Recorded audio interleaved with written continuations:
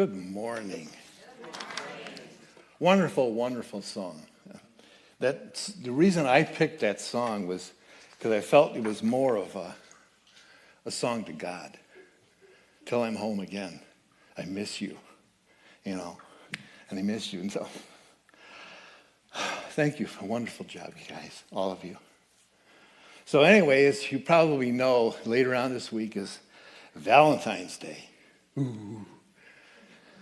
And I want to tell you a story today, a love story. It comes from Clarissa Pinkola Estes' book, Women Who Run with the Wolves. If you haven't read that book, read that book. I love it. It's about the power of women.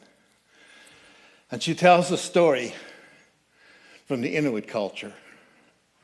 And I thought, what a perfect way to tell a love story that starts with murder.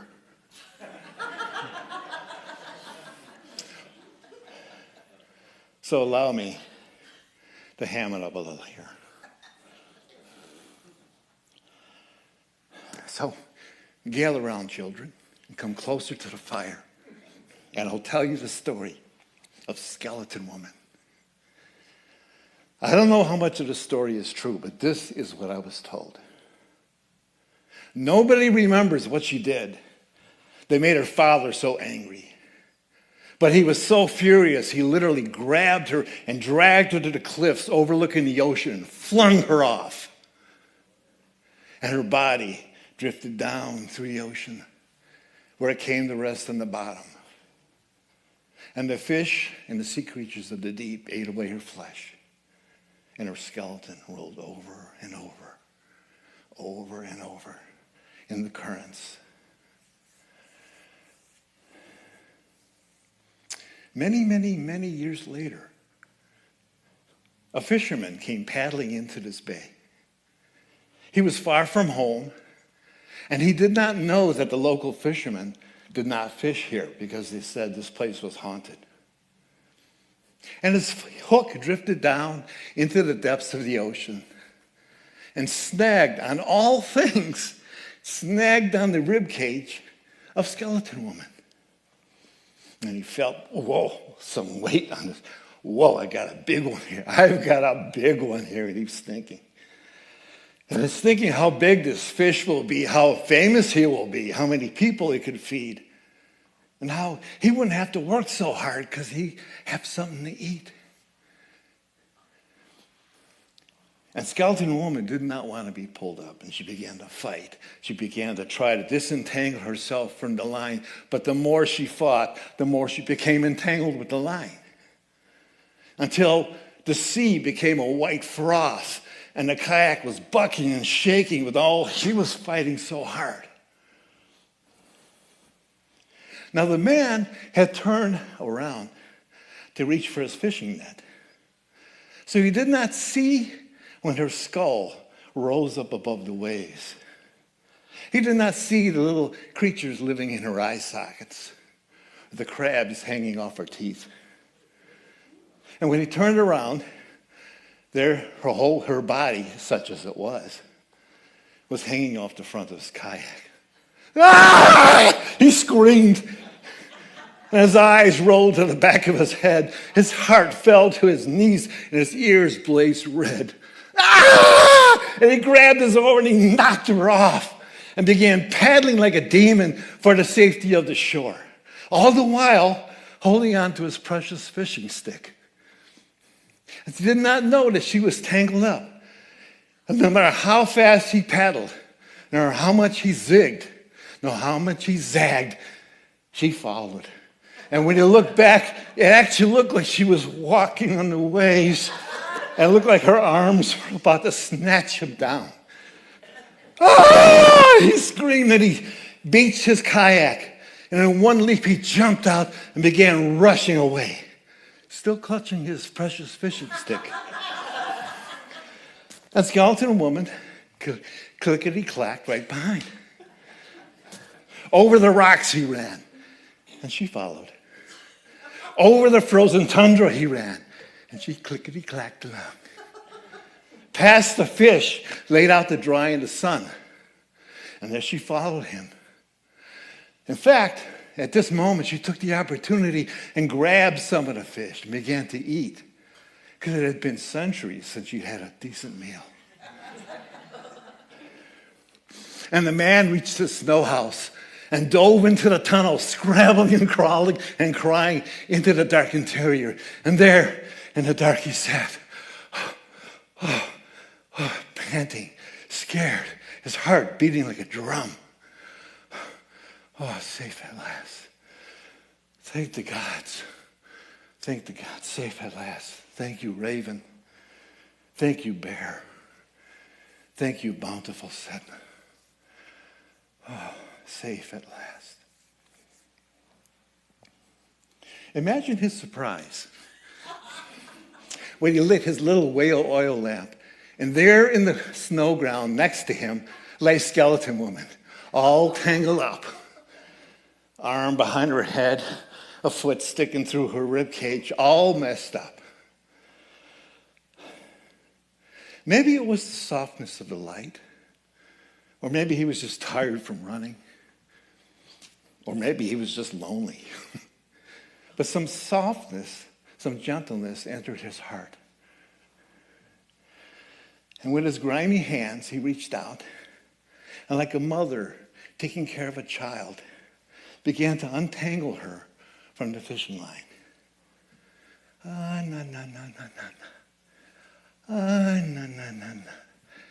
Untangle a toe, an ankle.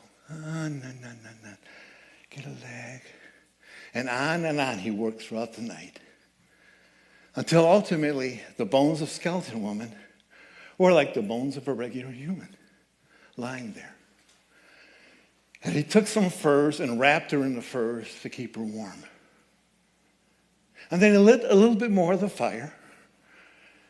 And he began to oil his precious fishing stick and rewound the gut line. And all the while looking at her and talking to her and telling her of his life. And she dared not move.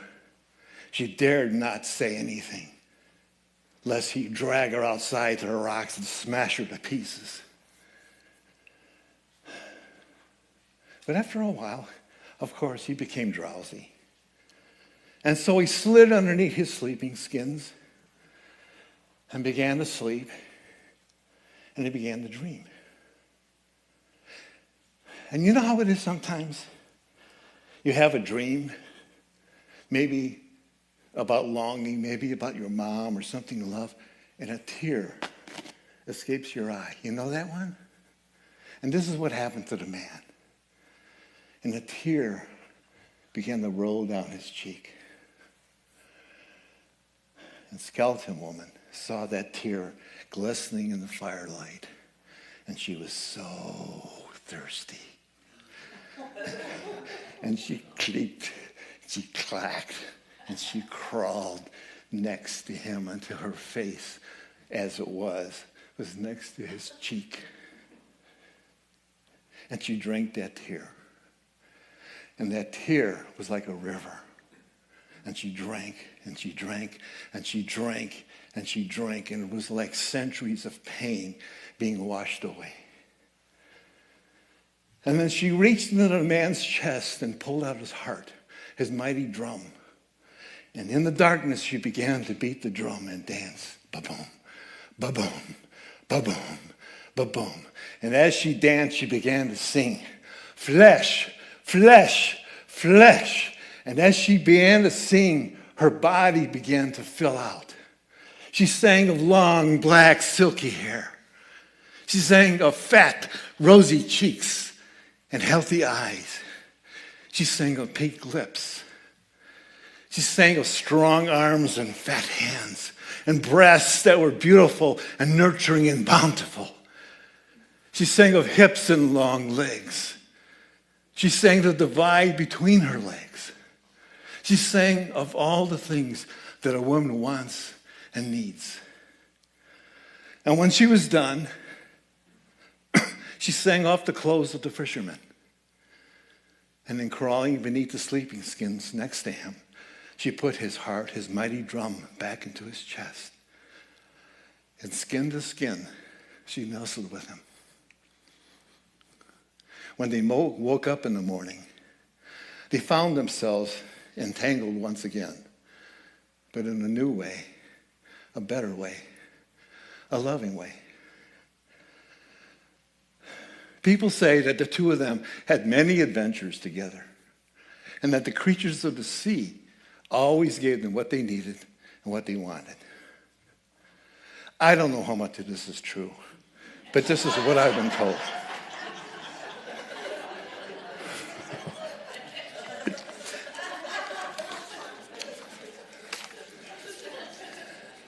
So now I'm going to tell you what I just told you.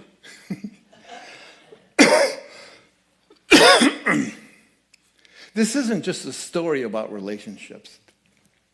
This is a story about life. Because it's true, isn't it? Every one of us is the fisherman. Aren't we all looking for something, hunting for something, looking for something more? There's nothing wrong with that. And every one of us is a skeleton woman. Have we not all at some point been betrayed? Been tossed away, lost, stripped to the bone, and thought we were gone? You know, we think, like the fishermen, we find our Prince Charming or Princess Charmine, and we think, the answer to our prayers. Or we think we find the perfect job. It's going to take care of all my financial problems. I'll be fine. Yada, yada, yada. Or we're looking for the perfect belief system or church, you know. And this will finally answer all my questions and give me peace. And we've all been disillusioned, haven't we? But look at that word, disillusioned. What did we lose? Our illusions. We think you're going to be the answer to all my prayers or whatever it is. It's just illusions. It makes it real. And so what happens in life, and it's not bad, is right when things are looking good, skeleton woman shows up. And the story, I love this story. It starts on the water, which is the metaphor of the conscious and the unconscious. And we drop our hook deep into the unconscious, drop it down, and what are we going to get? What are we going to get? And we think we get something new. We got the answer to our prayers. And then, as I said, skeleton woman or death shows up. And like the fishermen, we get scared. And we want to run away. You know, the great American philosopher, Clint Eastwood, he once said, marriages are made in heaven, but so are thunder and lightning. Punk. And so we run away, but in our innate wisdom, we hold on to the fishing stick. There's a part that says, no, stick with this one. And so we run away, but we find after a while that we can't run away because what we're running away from is who? Ourselves. Yes, our shadow, the things that we're afraid of. There's a saying I love that I've used for many years. I think Ram Dass said it. Love brings up everything unlike itself. Love brings up everything unlike itself. And when you know that, because love is like going into the attic, the dark attic, and shining a flashlight and seeing all your garbage around your mom and dad and brothers and all the crates and, oh, God. And then you blame the light for the garbage that's up in the attic. But the light just shows you got unresolved stuff going on here. That's why you can't get along with women. Because, do you hear this? Love brings up everything unlike itself. And once again, I don't want you thinking this is just about one-on-one relationships. This is about life. Your job will bring up everything unlike the things you want or whatever. This is the way life is. Not because it's bad, but because it's showing us who we are. You know, Patty and I, we have an agreement. We know things will go wrong. And we're going to stick it out through thick or thin. And we don't know how. So he runs away. He runs into the hut to hide. And then, just by her being, she brings up some compassion, just by her lying there. And he begins the process of untangling the line, untangling our hearts, untangling which is me, which is my mom, which is my dad, which is my brother. Oh, this is my brother that I'm mad at, not my, do you hear what I'm saying here? And this is what we're doing. We begin the untangling process. The fisherman shows right intention and commitment by sticking it out and untangling. She touches his heart just by being, and he touches her bones. And this doesn't life. It cannot move one bone without another bone moving. Am I not right? So as you move this bone, and it's true in our lives too. You cannot work on one little part of you without something else healing. Maybe this is crazy, but you may be affecting somebody on the other end of the world, for all you know. By your openness, somebody in the other end of the world may suddenly have a new thought and go, I could see this differently because you have a way. We begin to understand our errors. We begin to understand what we thought was we were afraid of it ourselves, and we face it. And then the fisherman goes to sleep. He goes to sleep in the presence of Skeleton Woman. He's done all he knows what to do, and now he trusts in God. It's not like true on anything, a relationship, a project. You've done all that you can do, and then there comes a point where you just turn it over and say, okay, universe, God, this is what I've done. Now we leave it in your capable hands. And the universe knows what to do. And of course, he cries a tear. Deepak Chopra says that tears have enzymes and hormones that actually heal us as we cry. That the crying process is a healing process. And legends and myths have been used tears to open up rivers, to open up countries, to open up a book. Lots of stories about tears. And it's being willing to be vulnerable. There's a story I read I love about a mother who had a little 4-year-old boy. And an elderly man,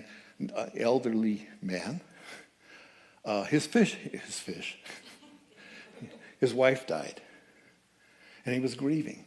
And she was terrified to let her little boy run around because she was afraid he might run to the old man and maybe upset him. So she kind of kept watch. But one day she was working in the garden, and to her horror, she realized the little boy wasn't there, and she turned over, and there he was sitting with the old man. And she got, oh my God. And later on, when the boy came back, the mother said, so what were you doing? And the boy said, nothing. Well, what did you talk about? And he said, oh, we didn't talk. I just helped him cry. Right. Doesn't that touch you? And men and women, when women cry, when women used to cry in my presence, it was like, oh, it drove me crazy. Because I thought they're controlling me or whatever, because, not realizing this is my own tears. The most loving thing we could do to each other is cry in each other's presence. Cry at a song. I don't know, I think I got a lot of feminine in me because I cry at a commercial sometimes. I don't care. I've learned to just love it because this is how I am. I'm just very emotional. And Patty is too, so we both just kind of honor each other. But isn't it true that as a woman Or as a man, we love when a person is vulnerable enough. I don't have to take care of it. I don't have to fix it. All I have to do is help you cry, give you a tissue, hold you, and be quiet. And then there's the dancing, the joining. She takes his heart and begins to dance and sing for her what she wants. And this is true in all of us. Well, I was at the ripe old age of 38, and I was realizing I'm getting old. I was 38. I realized I had no more time to screw around with relationships. I had no more time to figure out how long do I wait after a date, should I call and all. You know what? I just said, here's my heart. You know what? And I know you may stomp on it, and it was stomped on a couple times, but many times it wasn't. And what I found out is I don't have to worry about if I could trust this person. I would know after a while if this person was trustworthy by giving my heart. I had no time to mess around. As Patty knows, it was like the day after we had coffee, I texted her and said, I had fun. Want to do it again? I didn't wait the 5.6 days that you're supposed to wait to be cool. You know, I had fun. You want to do it again? And she said, yeah. Jesus said that unless the wheat seed dies, it'll never grow and become a plant that can create thousands of wheat seeds. You know, and so when we open up to another, yes, there's another part of dying. And then once again, I'm saying it's not about opening up just in a relationship. You open up to a job. You give your heart to the job. Give your heart to the teaching, whatever you're learning. Give your heart to it. You will never lose. If it's fakey or if it's not real, you will find out soon enough. There's nothing wrong with that. This is how we quote, grow. So I just want to close with this. Remember, you are the fisherman. You are Skeleton Woman. And this Valentine's Day, bring both of them together. This Valentine's Day, look at the dark and the light. Fall in love once again with yourself. Fall in love with the other. Fall in love with God once again. And then fall in love and go out into the world and celebrate your love. Namaste.